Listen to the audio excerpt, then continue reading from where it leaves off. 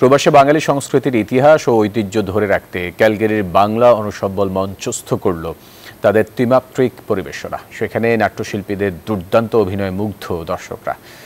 Canada থেকে লায়লা নুসরাতের তথ্য ও ছবিতে ডেস্ক রিপোর্ট। ত্রিমাত্রিক পরিবেশনায় প্রথম পর্বে ছিল স্বপন গাঙ্গুলি রচিত শ্রুতি নাটক পাকা দেখা, যেখানে বাঙালি জীবনের নানা দিক ফুটে উঠেছে।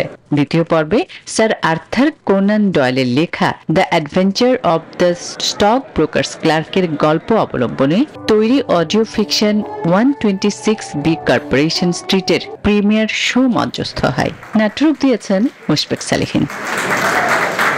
বান্ডেল থাকলে প্রতি সেনমানিতে টাকা বাঁচবে। বিকাশ সেনমানি বান্ডেল কিনে জিতুন প্রতি লেনদেনে।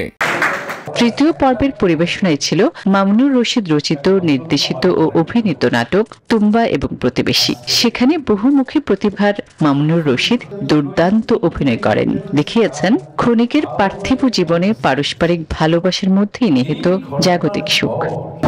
মানুষ একটা স্ট্রেচার নিয়ে এলেন, আর কয়েকটা লোক টুম্বাকে তোলা হলো গাড়িতে, টুম্বাকে তোলা হলো স্ট্রেচারে, তারপর সিঁড়ি দিয়ে বেয়ে নিচে নামানো হলো। দেখলাম অনেকগুলো গাড়ি, সবই সাকির আত্মীয় স্বজন।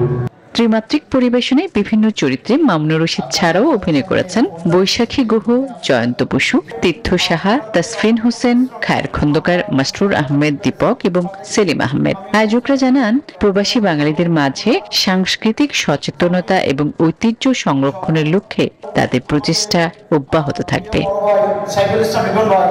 Desk report, news 24।